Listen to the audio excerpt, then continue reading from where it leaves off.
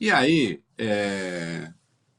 o Flávio estava buliçoso, né? É engraçado porque ele expressando a sua confiança no TSE, nós vamos ver, Rafael, ele continua golpista. Olha que coisa linda, né? O Flávio, o Reinaldo, ele disse esperar uma condução neutra e isenta das eleições por parte do novo presidente do TSE, o Cássio Nunes Marques. O Flávio, ele compareceu ontem ao evento lá no Tribunal Superior Eleitoral, voltou a reclamar da gestão do Alexandre de Moraes quando esteve à frente do TSE. O 01 afirmou o seguinte: o que o povo brasileiro viu nas eleições de 2022 foi muito lamentável. O próprio presidente do TSE desequilibrando a disputa. Espero neutralidade, nada além disso. O TSE é igual árbitro de futebol, não pode aparecer no jogo.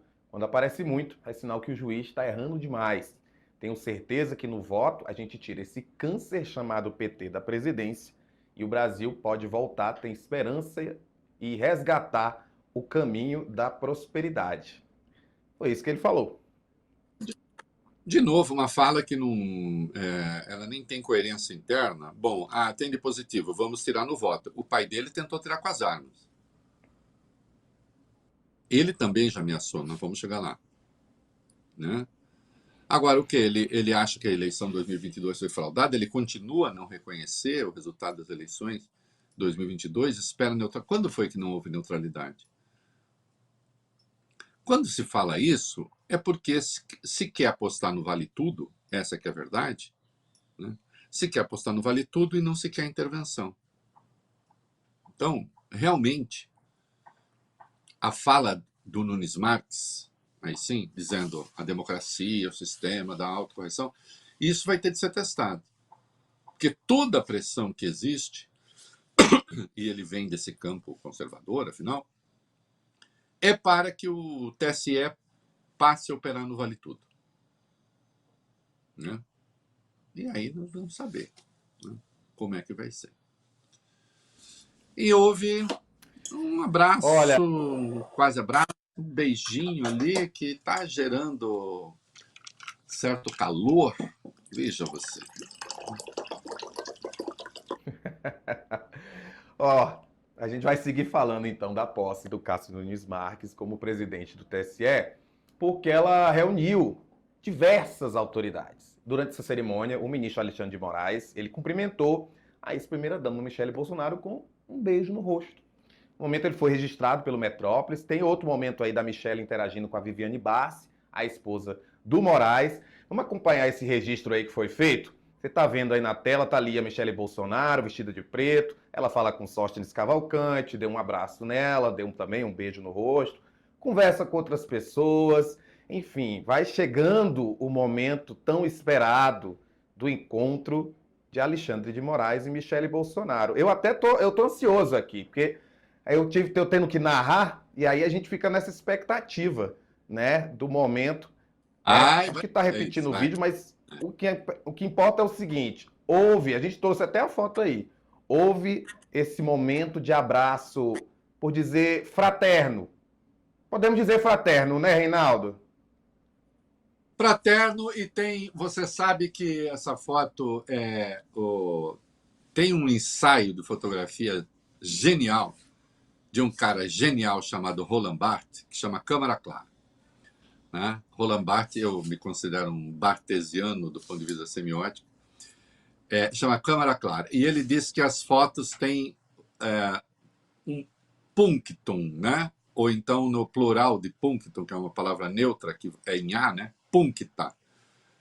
As fotos têm puncta, que são o quê? São pontos. Pontos para onde o olhar se desloca, que viram aqueles lugares para onde seu olhar vai. O meu vai para 2 lugares.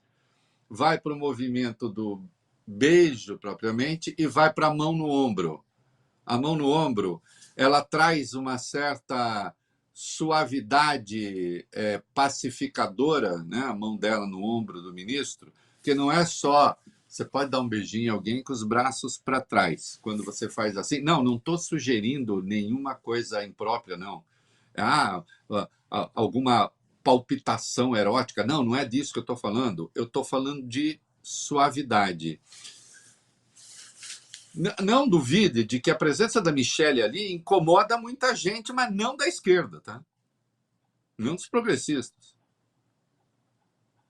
O que ela estava fazendo ali? Por que ela estava ali? O Flávio, tal, o senador... ela tá... No fim das contas, como o Bolsonaro foi convidado, não pôde ir, e não pôde ir em razão das penalidades que lhe foram aplicadas pelo Supremo, cujo relator foi Alexandre, aí ela vai representando o Bolsonaro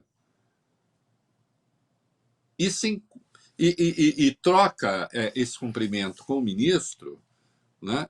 E, na verdade, foi ela que conversou com o ministro a ida do Bolsonaro para a prisão domiciliar. Não foram os filhos, que só criaram dificuldades. Na verdade, eles lucravam mais politicamente com o pai lá, para eles poderem todo dia falar que o pai ia morrer. Né? Isso só evidencia como Michele, que também faz coisas pavorosas, como ficar o negócio de detergente e tal, ela entra nessa, tem uma agenda ultra-reacionária em muitos aspectos, mas ela, como figura pública, como figura política, ela reúne uma coragem que incomoda aquela macharia bolsonarista. Você vê que ela tem você entende por que não a queriam e não a quiseram também como candidata. Não estou dizendo se ela era preparada ou não estou falando isso. Como candidata, poderia dizer um monte de absurdos também. Não estou dizendo isso. Só estou dizendo que realmente ela foi alvo da misoginia e ela tem um espaço próprio e ela tem, ali naquele ambiente, ela tem coragem. Ela tem coragem. Porque o Flávio não é macho para ir cumprimentar o Alexandre, certo? Quando eu digo não é macho, estou pegando a linguagem deles. O irmãozinho dele, que ontem estava aqui se dizendo saco roxo. Agora, ela é mulher o bastante para ir lá e cumprimentar. E ainda rendeu uma foto que me pediram uma análise bartesiana. Leia o Reinaldo, Câmara vamos Clara. continuar Um falando baita de ensaio. política. Vamos continuar falando de política agora, ainda meio também com o STF, porque o senador Flávio Bolsonaro ele se reuniu com o presidente do Supremo, o Edson Fachin, na manhã de hoje, quarta-feira. Depois dessa reunião, o senador disse não ter tratado com Fachin sobre julgamentos e casos específicos. O Flávio disse que foi uma reunião institucional e que no encontro se apresentou como pré-candidato à presidência da República. Ele afirmou depois o seguinte, ainda não tinha tido a oportunidade de conversar com ele esses anos. Como pré-candidato, fiz questão de me apresentar, trocar um pouco de ideia com ele sobre o que penso do país e foi uma oportunidade boa de ter uma conversa olho no olho. Minha percepção sempre foi essa e se confirmou de um ministro equilibrado, que quer olhar para frente e como eu também. Acho que foi uma conversa de alguma identificação nesse aspecto, sem entrar em preferências partidárias. O Flávio disse ter encontrado com o Fachin para deixar claro que o magistrado não precisa ter preocupação nenhuma com relação à instabilidade e à briga. Afirmou também o seguinte, antes que comecem a vir aqui para o presidente do STF falar coisas no ouvido dele a meu respeito, que não são verdade, vim e deixei um canal 100% aberto.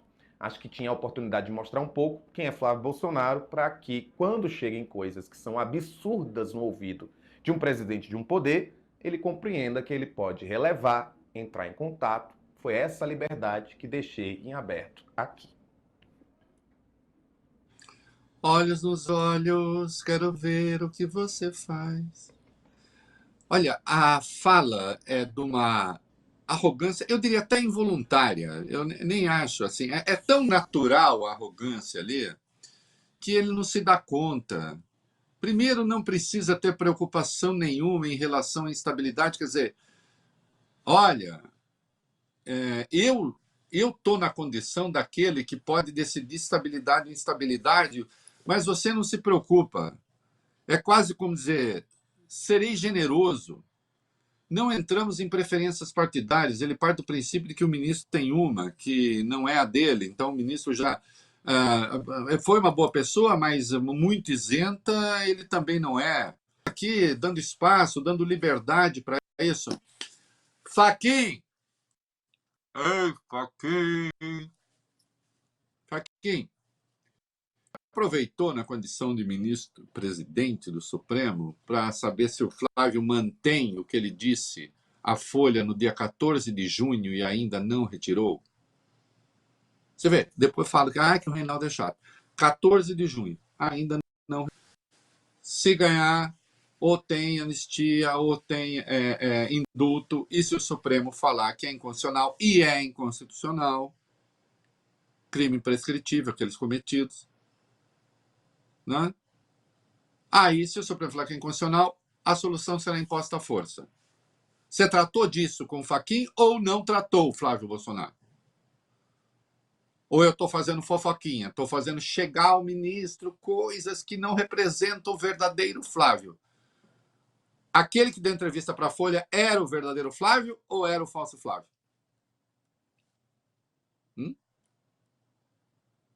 Fala, meu filho. Responde pro titio Rei. Deixa de teretetê. É isso que eu quero saber, pô. Ora.